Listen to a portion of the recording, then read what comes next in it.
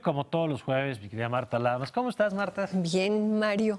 Entre tantas noticias preocupantes y trágicas, traigo una buena noticia. Eso siempre se agradece. Cuéntanos. Fíjate que el 12 de noviembre, Mancera hizo un acuerdo por el que se instituye que el 13 de noviembre de cada año va a ser el Día de las Personas Trans.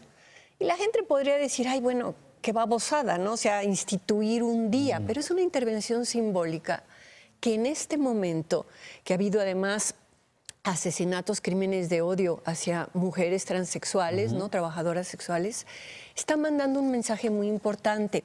Y en el acuerdo que se publicó el 12 de noviembre, plantea que todas las dependencias, órganos desconcentrados, órganos políticos administrativos y entidades de la administración pública del Distrito Federal deberán incorporar en sus planes y programas los contenidos de los tratados internacionales ya suscritos por el Estado mexicano, las declaraciones del Sistema Interamericano y Universal.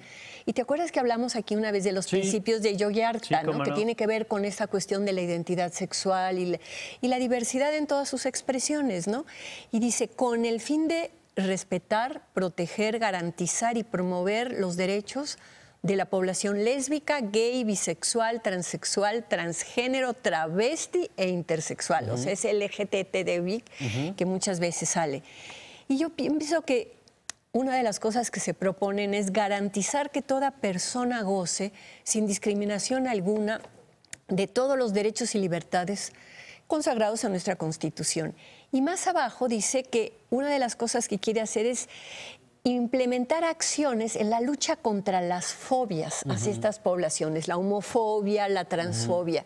Entonces, este decreto, digo, viene casi 8 años después del otro decreto que se hizo cuando Ebrard, para la reforma, para adicionar al Código Civil el que las personas pudieran cambiar sus actas de nacimiento, que fue la reforma digamos, del reglamento sexogenérico, de que haya congruencia, que si tú biológicamente naciste hembra, pero te sientes hombre, pues que tu acta de nacimiento no diga María Luisa, sino que diga Ricardo, ¿no? Entonces, ha habido en la Ciudad de México una conciencia que muy apuntalada por el conocimiento científico que hay ahorita sobre estos temas, ¿Por ¿no? qué es importante?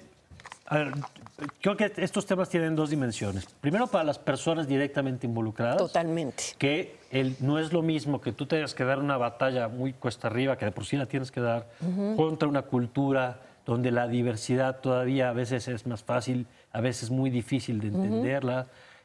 Pero que el Estado fije una postura te da un paraguas como para dar la batalla. Claro. Pero ¿por qué es importante también para quien no se siente identificado que diga, bueno, y a mí, a lo mejor, ¿en qué me beneficia? Bueno, yo creo que más que lo beneficie, el que exista un día, es como los días de lucha, ¿no? Es decir, ¿por qué se celebran o se conmemoran ciertas fechas?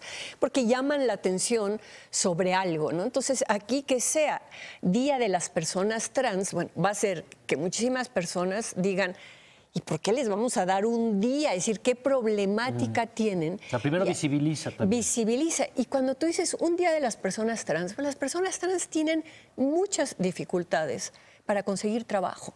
Yo tengo una amiga a la que adoro en Chihuahua, Emma Saldaña, que no sé si todavía sigue siendo la directora del Instituto de la Mujer o que cambió con Corral, pero ella está casada con un notario, ¿no? Y ella ha apoyado, tiene una organización en donde apoya a personas trans.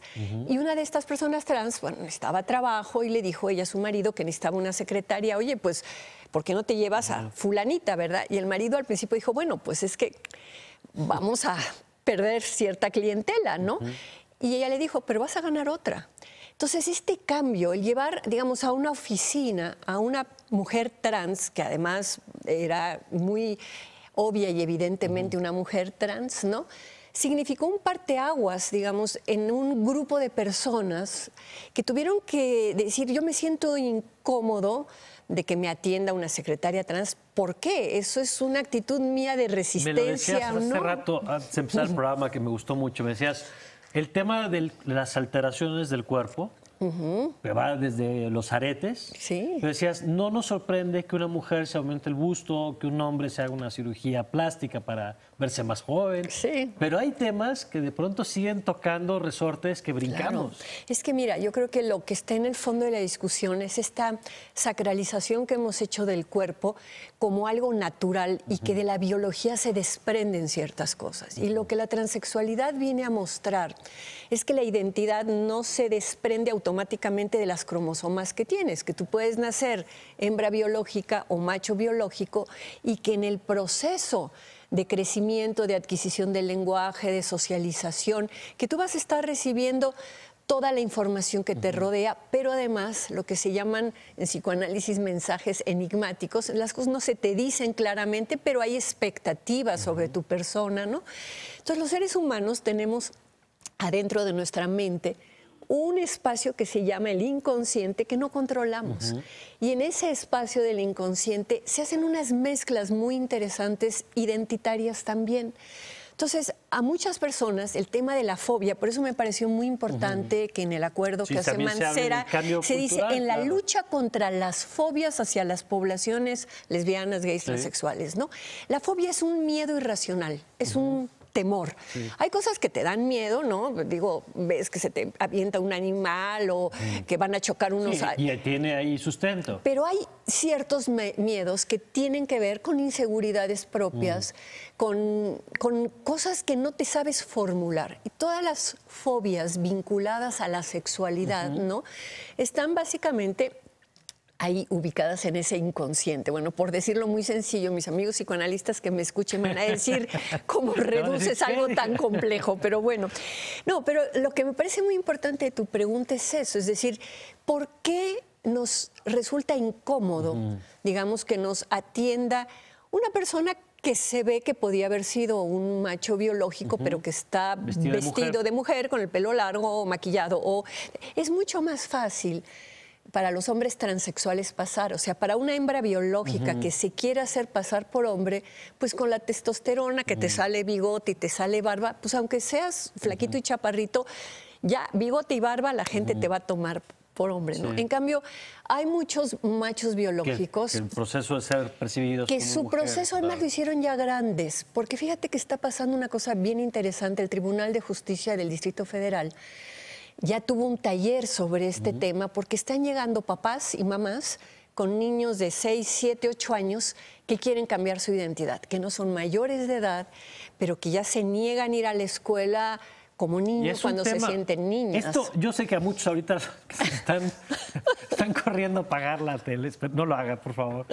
Porque es un tema que nos genera esta reacción. Incomodidad, que decías. Mira, miedo. Hablábamos, te preguntaba qué porcentaje de la población, me decía Marta, entre un 2 y un 4% de la población. Es decir, no estamos pensando que todo México... No, es un sector de población que además 2-4% en un país de este tamaño, decíamos 4 millones de personas, que no es poca cosa, que cada una además tiene derechos los mismos que todos, por supuesto, claro. Pero que tenemos que ir entendiendo que esto pasa. Ahora, hay toda la discusión de cuando son menores de edad, cuando son mayores, que además te preguntaba yo, ¿por qué de pronto personas de más de 30, 40, 50 años de pronto hacen este paso? Claro, ¿no? Porque imagínate, para las propias personas, es decir, ellos no están ciegos, ellos saben que tienen un cuerpo de hombre o un cuerpo de mujer, aunque su identidad esté trans, ¿no? Sea contraria.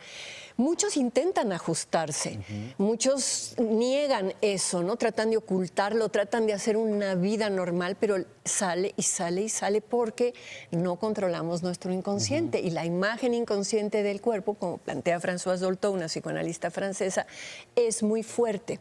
Además, digo, hay procesos muy difíciles familiares, ¿no? Es muy doloroso para un padre o para una madre ver que una niñita de 6, 7 años dice, yo no soy niña, yo soy niño, nací en un cuerpo equivocado y que no quiere ir a la escuela, ¿no? Aquí lo que es muy interesante es ver otro tipo de sociedades cómo están resolviendo eso. Fíjate, en muchos países la escolarización ya se permite el cambio de identidad, o sea, a lo mejor hizo primero, segundo y tercero de primaria como niña y cuando ya los papás aceptaron, bueno, que viviera como niño para ver si eso era realmente lo que sentía, pues la escuela acepta tratarlo como niño y ponerle los papeles como niños, o a veces se cambia de escuela, ¿no? El proceso de escolarización es muy importante, que no se vaya a cortar por un tema de identidad. Claro. Pero los padres y las madres sienten mucho dolor porque dicen, ¿qué va a ser de mi hijo? ¿Cómo? Claro. O sea, sí, claro. Entonces, por eso te digo, estas intervenciones simbólicas que hace el gobierno de la Ciudad de México, que hace Mancera, ¿no? Que probablemente van a generar resquemor o escozor, o la gente no los va a entender. ¿Cómo que el Día de las Personas trans? Me parece que nos abre la posibilidad, además, de empezar a hablar de estos temas complicados, ¿no? Pues muchas gracias, Marta. Gracias a ti.